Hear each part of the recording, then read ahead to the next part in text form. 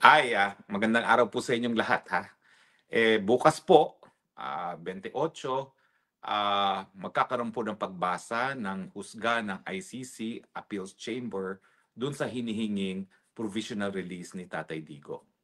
So ngayon po, pag-usapan natin ngayon yan. No? So tama na po yung mga issue ko dahil ako naman po hindi ako ang importante. Ang importante si Tatay Digong.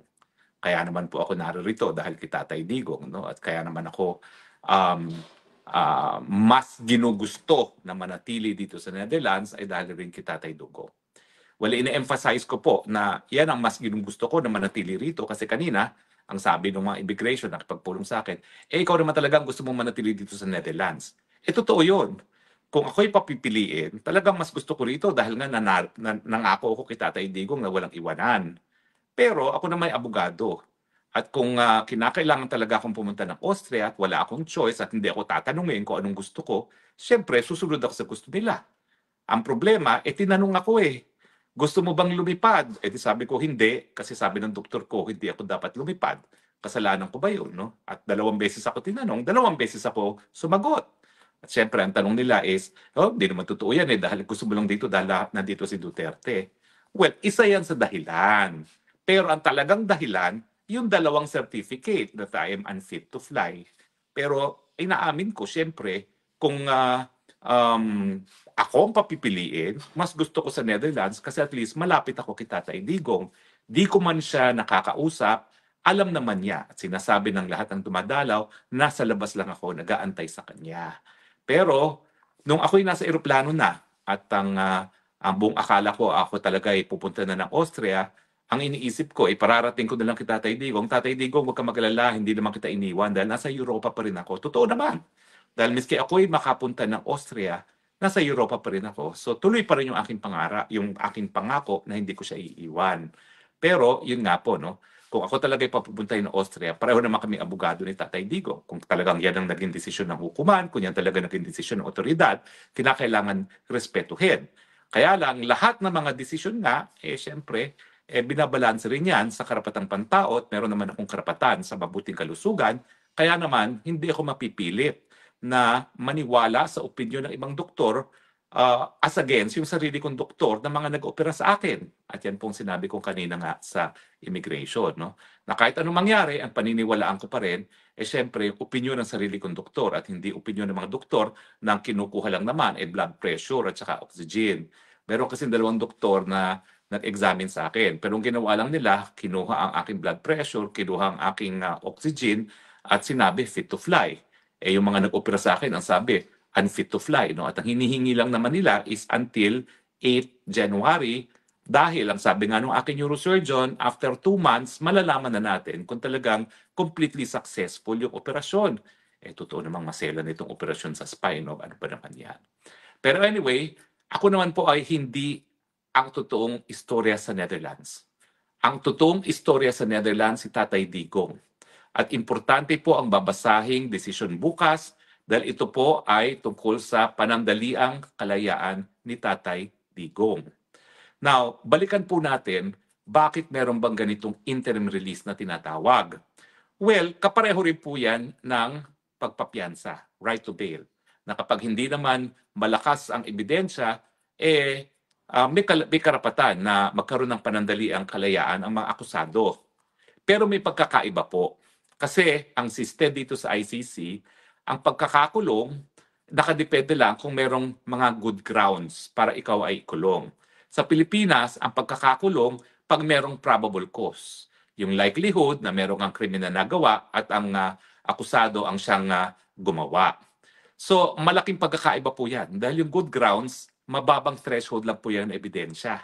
So, yung probable cause, wala pa pong probable cause at yan po ay titignan doon sa confirmation of charges na naantala nga dahil doon sa issue na kaya ba nga ni Tatay Digong na harapin ang isang paglilitis sa kanyang kondisyon ngayon sa pag-iisip, psychological. No?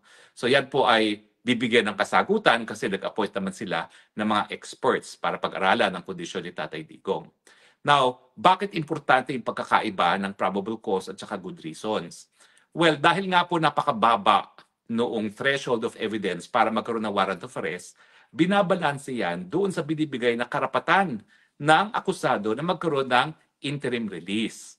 Kasi nga po, wala pang probable cause, presumed innocent siya, wala namang masyadong ebidensya na dapat talaga siyang ikulong, that the evidence of guilt is strong, kaya binibigyan ng interim release ang mga akusado dito sa international tribunals. Yan ay dahil na rin sa katunayan na kapag sila ay nadetena, idedetena sila dito sa Dahig, malayo sa bayan ng mga akusado. No? Dahil nga sa katunayan, sa mga lokal na hukuman, kung ikaw naman ay aarestuhin, diyan ka aarestuhin, no? Kung saan dinidinig ang kaso. At ganyan din dito, kaya lang malayo ang Dahig. Kaya binibigyan ng interim release. Ibig sabihin, itong interim release, ito ay dahil kinakailangan balansehin yung katunayan na sa ICC, makukulong ka miski napakababaw ng ebidensya. So babalansehin yan sa pagbibigay ng interim release. Ngayon, ano yung mga batayan kung ikaw ay mabibigyan ng interim release? Una, yung ebidensya laban sa iyo. Ito ba ay mabigat o hindi? Pangalawa, kung ikaw ba ay may possibility tumakas. Pangatlo, kung ikaw ba ay merong pang pagkakataon na gumawa muli ng kahit anong kasalanan. At pang-apat, kung ikaw ba ay susunod sa mga kondisyones na i-impose ng hukuman para ikaw mabigyan ng panandaliang kalayaan. Now, ang aking basa dun sa desisyon kung saan nabasura ng pretrial chamber yung interim release ni Tatay Digong ay dahil daw hindi naman pinakita na mababaw yung ebidensya o hindi pinakita na mabigat yung ebidensya kay Tatay Digong at saka sinabi nga na hindi masyado na-discuss yung kung siya ba ay flight risk, kung siya ba ay gagawa pa ng ibang krimen. Himay-himayin natin yan. Well, unang-una, uulitin ko na bagamat sinasabi na dapat na-discuss na ang ebidensya ay hindi mabigat labang kay Tatay Digong, alam naman natin na yung warrant of arrest ay nakabase lamang sa good grounds. So ang tanong ko, bakit kinakailangan na patunayan na mabigat ang na hindi mabigat ang ebidensya laban sa akusado, alam naman nila. Sila mismo nag-issue ng warrant of arrest na mababaw lamang ang ebidensya laban kay Tatay Digong. Ibig sabihin ko, bakit kinakailangan i-discuss na the evidence of guilt is not strong, ang basihan sa kanyang pagkakakulong ay mababaw, good grounds lamang. Hindi pa sapat na yun na pinaaresto mo yung tao hindi dahil mabigat ang kasalanan, kung hindi, mababaw nga ang basihan. Good grounds lamang. So bakit kinakailangan mo pang ipakita? No? So yun ang una-una kong pula.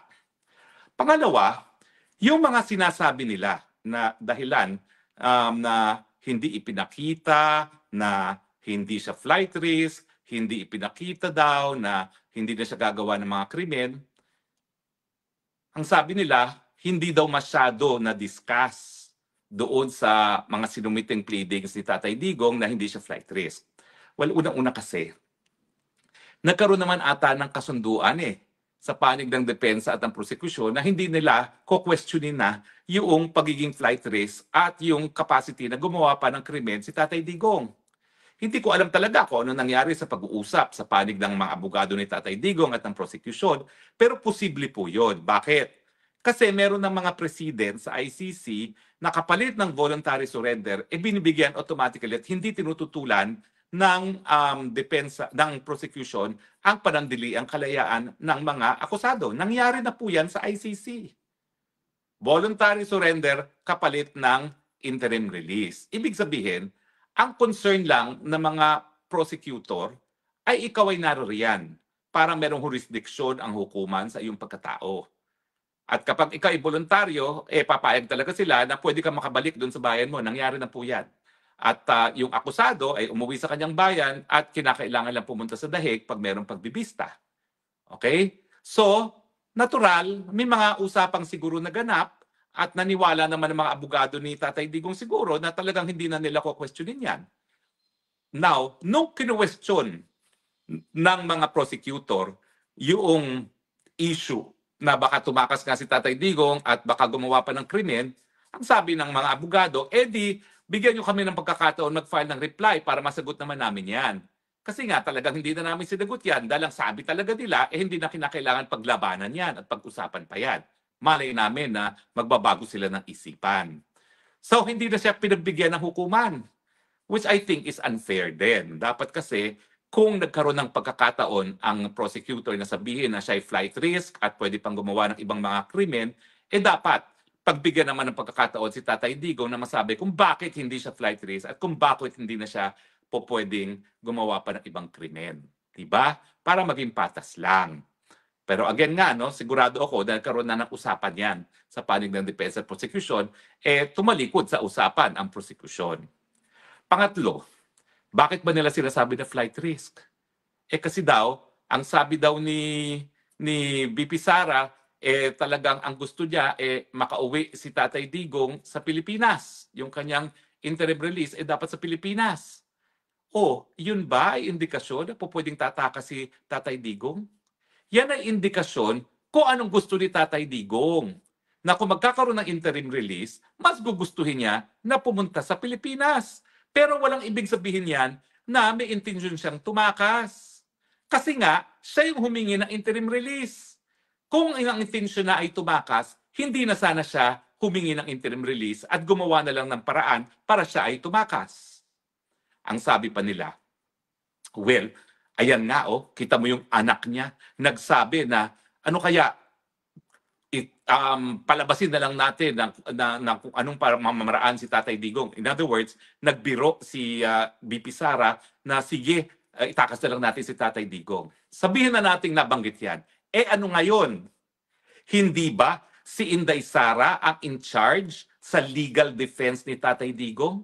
Hindi ba yung pagiging in charge niya sa legal defense ni Tatay Digong ay nagpapakita na rinirespeto ni Inday Sara yung proseso sa ICC?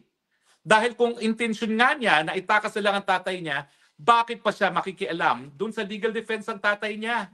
Di gumawa na lang sana yan ng plano na itakas ang tatay niya na alam ko, hindi gagawin ni Inday Sara kasi sa totoo lang, Girl Scout si Inday Sara. Hindi yan papayag sa anything na shortcut at hindi nasa tamang proseso. Minsan, sasabihin ko sa inyo talagang totoo minsan sa tingin ko, dapat hindi ganun si Inday Sara. Pero ganun siya Ang gusto niya lahat in order. Ang gusto niya lahat sunod-sunod. Ang gusto niya lahat pursuant to procedure. Sa totoo lang, sige aminin ko. I disagree na dapat lahat talaga in order. Kasi kapag merong extraordinary circumstance, sa tingin ko, meron dapat extraordinary response. Hindi ganun si Inday Sara. So anong sinasabi nila na si Inday Sara pang nagsasabi na pinaplanong itakas? Hindi po. The fact na si Inday Sara kumuha ng abogado, the fact na walang tigil na dinidepensahan ni Inday Sara ang mga abogado ni Tatay Digong, the fact na palagi niyang sinasabi, respetuhin ang proseso, the fact na wala siyang planong ginagawa para itakas si Tatay Digong beyond sa kanyang pagbibiro ay nagpapatunay walang intensyon. At ang importante para nga makita kung may tunay na intensyon ng Inday Sara, tignan mo, meron ba talaga siyang intensyon? Now, pag-usapan naman natin ngayon yung issue na baka daw gumawa na naman ng krimen si Tatay Digong. Ang sabi ng pre-trial chamber, alam mo, yung mga kasong linililitis ay mga nangyari sa Davao kasama na yung siya ay alkalde. Re-elected muli daw ang Tatay Digong at ang kanyang vice mayor ay kapatid din niya na nagpapakita na po pwede silang gumawa ng krimen. Well, unang-una, meron na bang krimen na napatunayan? Wala pa naman. Paratang lang yan. So bakit sasabihin nyo na palibasa alkalde siya uli at ang anak niya, ang vice mayor, who is now acting mayor, yan ay by itself ebidensya na plano niyang gumawa ng krimen uli. Patunayan muna na mayroong mga krimen na nangyari bago sabihin na dahil siya ay re-elected at yung anak niya ay naging vice mayor at acting mayor na pwede silang gumawa uli ng krimen. Pero sa tingin ko, habang hindi pa napapatunayan na may kahit anong krimen na nagawa ang Tatay Digong, walang basihan para sabihin na gagawa siya uli ng krimen diyan sa Davao.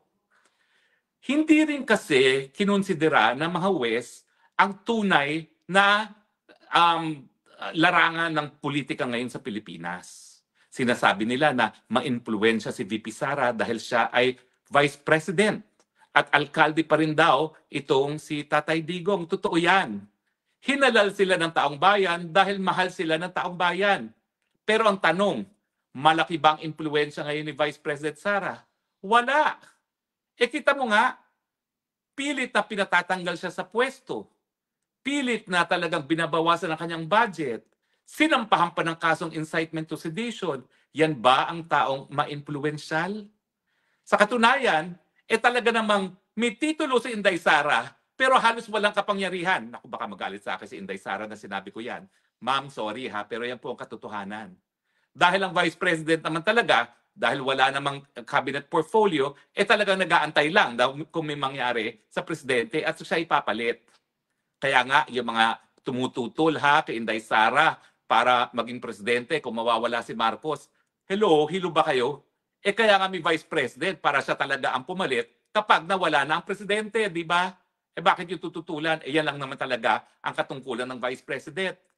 So nasaan yung impluwensya sinasabi nila ni VP Sara? Wala. Dahil kung if they even bothered sa sistema ng gobyerno natin, wala naman talagang kapangyarihan ng Vice President kung hindi mag-antay na mawala ang presidente.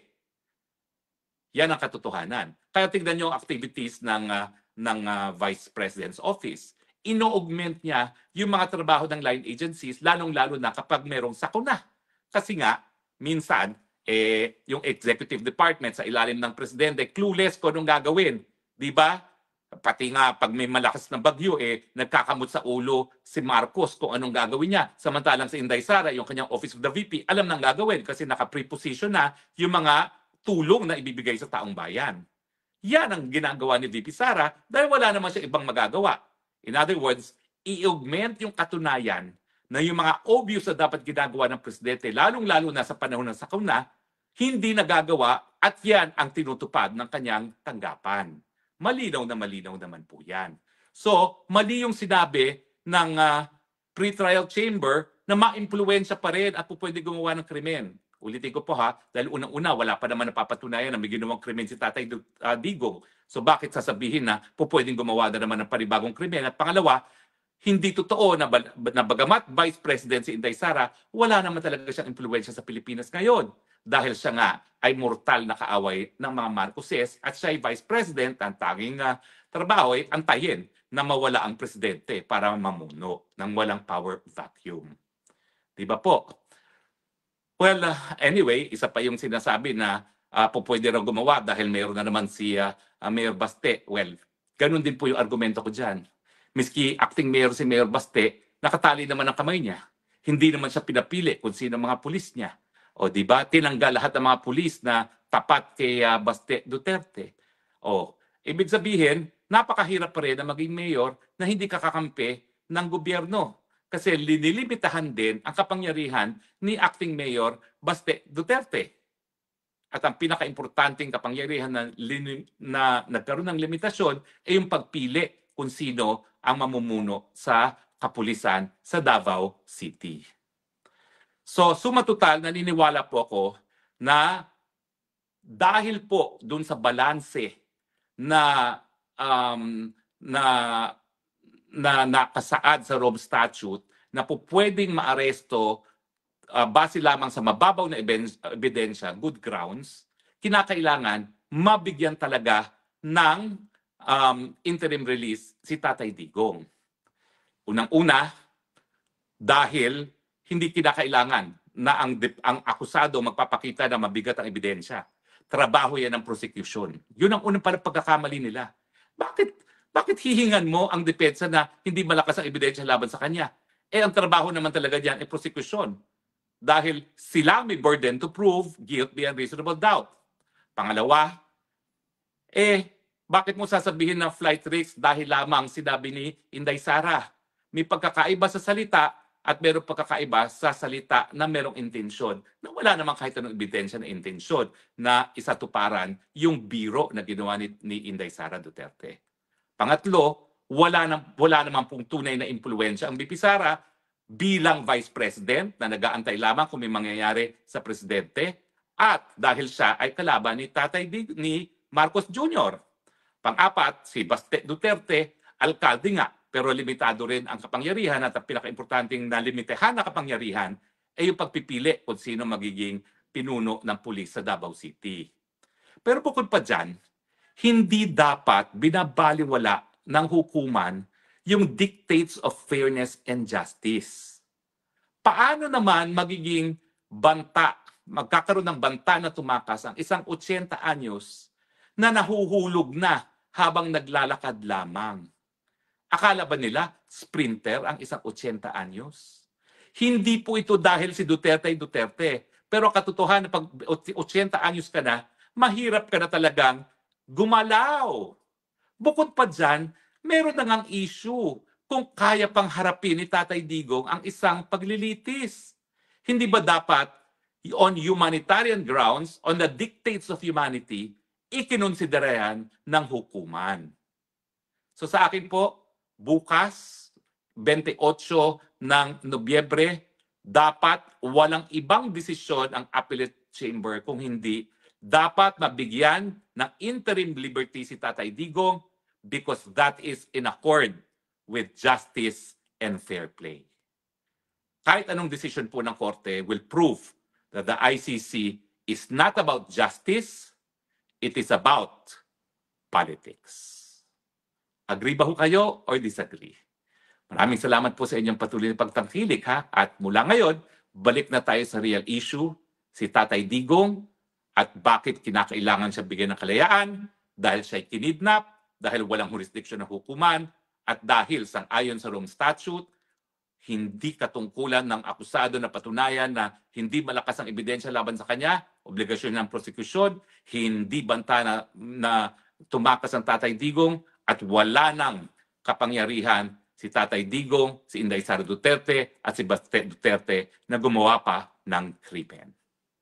Magdasal po tayo mamaya. Kami naman po dito sa The Hague, wala na po kaming ginagawa kundi magdasal, magdasal, magdasal, at magdadasal pa rin. Siguro po kung ikokonsidera nyo yung aking mga karanasan, lalong-lalo na yung mga nangyari nung isang araw lamang, yan po yung nagpapatunay sa powers of prayer. Ang aking pinagdarasal po, bagamat ako po'y susunod sa mga otoridad dito sa Netherlands, thine will be done. Sabi ko, Panginoon, kung gusto mong maiwan ko dito si Tatay Digong, well, tatanggapin ko po yan. At sasabihin ko na lang kay Tatay Digong, malapit pa rin naman ako sa kanya sa Austria. Pero, nagkaroon po ng kasagutan ng aking panalangin, di po ako pinaalis ng ating Panginoon. Salamat po ha, at magdasal po tayo para sa kalayaan ni Tatay Digong. Sabi ng Panginoon, ask and you shall receive. Amen. Yan na lang po, reporting live still from The Hague. Ito po ang inyong spokesman, Harry Roque. Nagpapasalamat sa inyo, nagsasabi, I love the Philippines. It is the only country that I have. It is the only country that I love. And God bless the Philippines. Bye.